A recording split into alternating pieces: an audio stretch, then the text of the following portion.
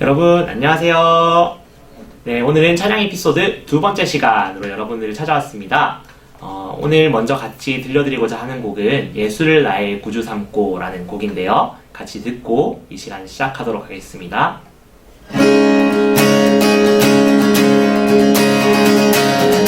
예수를 나의 구주 삼고 성령과 피로써 거듭나니 이 세상에서 내 영혼이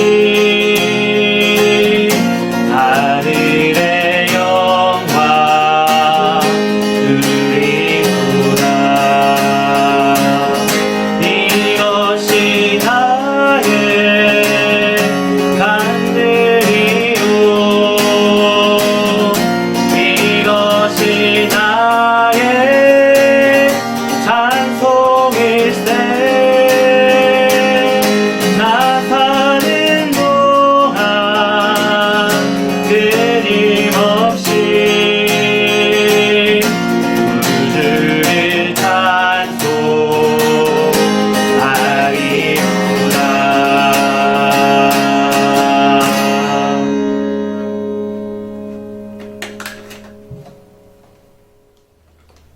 네, 지금 들려드린 곡은 미국의 유명한 여류 시인이자 작사가이자 작곡가인 페니 크로스비 여사의 예수를 나의 구주 삼고 라는 곡입니다. 풀네임은 프란시스 제인 크로스비입니다. 이미 많은 분들이 알고 계실 것으로 보이지만 또 모르시는 분들도 계실 것 같고 또 자세히 알고 싶어 하시는 분도 계실 것 같아서 이번 시간은 한국 찬송가 288장 예수를 나의 구주 삼고의 작사자인 프란시스 제인 크로스비 여사에 대해서 알아보는 시간을 갖고자 합니다.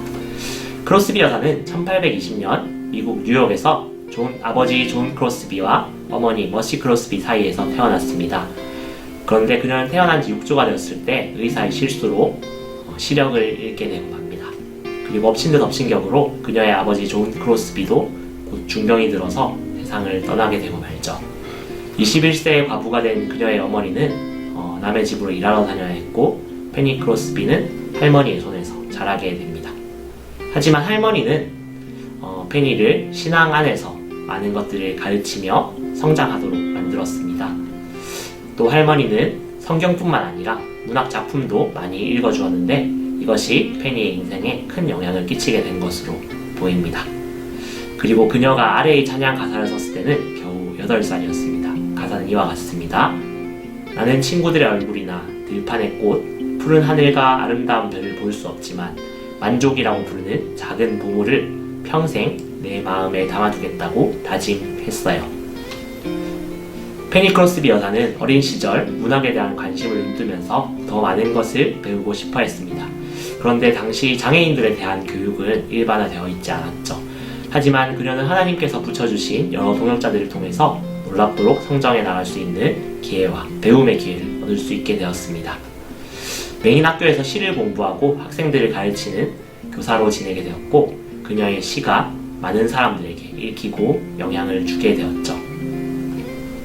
1846년 미국에는 전염병 콜레라가 창궐하게 됩니다. 그리고 수많은 목숨들이 죽게 되죠. 페니 크로스비는 그 모습을 보면서 많은 사람들이 그렇게 쉽게 죽을 수 있구나 라는 것을 깨닫고 자신의 신앙을 다시 한번 점검하는 계기가 되었습니다.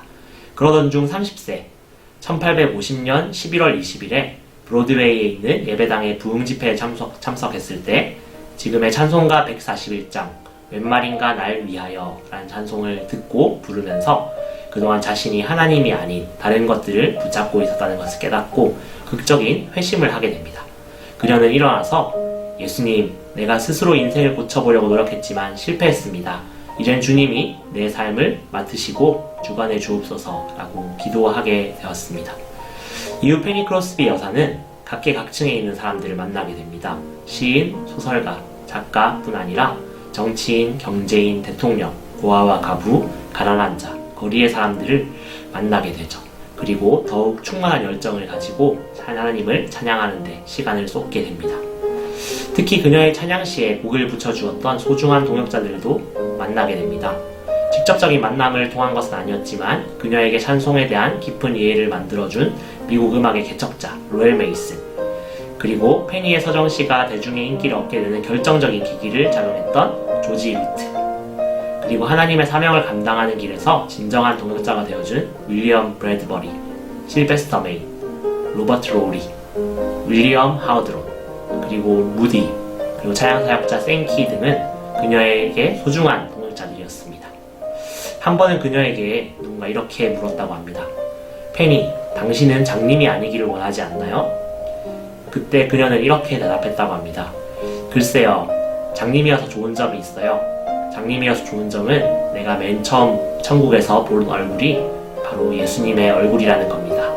라고 대답했다고 하네요. 그녀가 38세 되던 해인 1858년에는 크로스비는 학교 교사이자 메인 학자이며 음악가인 알렉산더 벤 알스타인과 결혼하고 1902년 남편이 죽을 때까지 함께 살았다고 합니다. 서로에 대한 깊은 원신과 사랑으로 시작한 두 사람에게 그윽한 행복이 있었죠. 하지만 결혼 후 아기를 임신하였고 귀여운 아기를 출산하였는데 아기가 곧 사망하게 되고 맙니다. 페니는 아기를 잃은 슬픔에 잠겼지만 곧 슬픔을 극복하고 다시 모든 열정을 쏟아서 하나님께 찬송시를 쓰게 되죠. 페니 크로스비는 일주일에 6편에서 7편이라는 많은 찬송시를 썼다고 합니다. 점점 더 많은 음악가들이 자신들의 곡에 붙일 가사를 그녀에게 부탁했죠. 그녀의 찬송 중 유명한 나의 갈 길 다가도록에는 이러한 일화가 있습니다. 1874년 어느 날 크로스비는 자신의 시집 출판의 기념식에 가야 하는데 교통비 $5가 부족했다고 합니다. 그래서 하나님께 이 상황에서 도움을 주시기를 기도했는데요.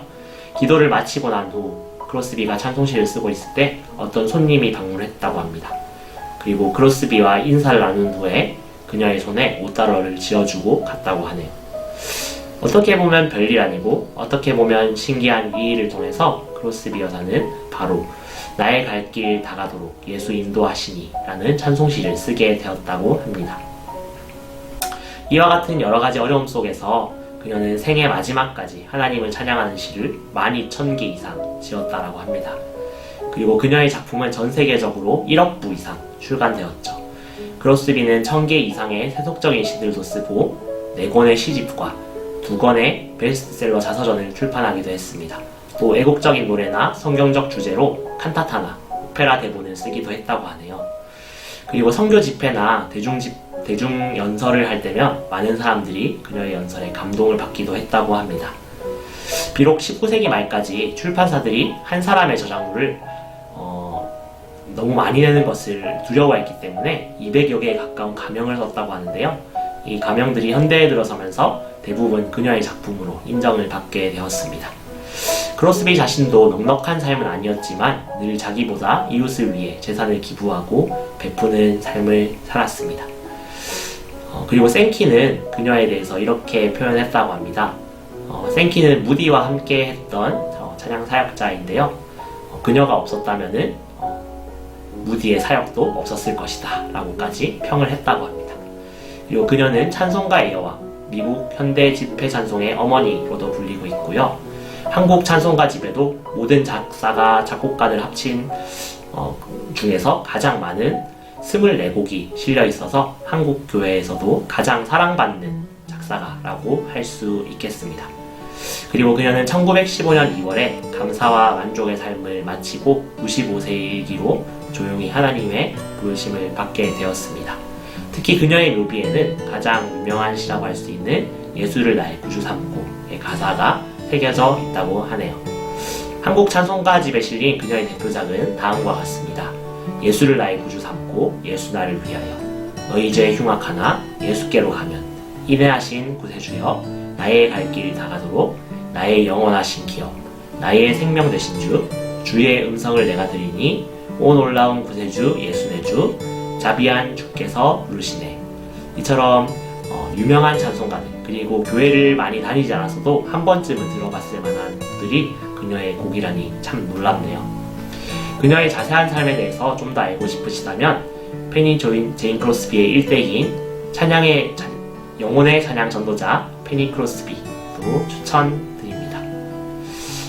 그리고 또 그녀의 곡들을 많이 들어보셨으면 좋겠다라고 생각하게 되었습니다. 네, 이상 오늘의 찬양 에피소드 두 번째 시간을 마치도록 하겠습니다. 감사합니다.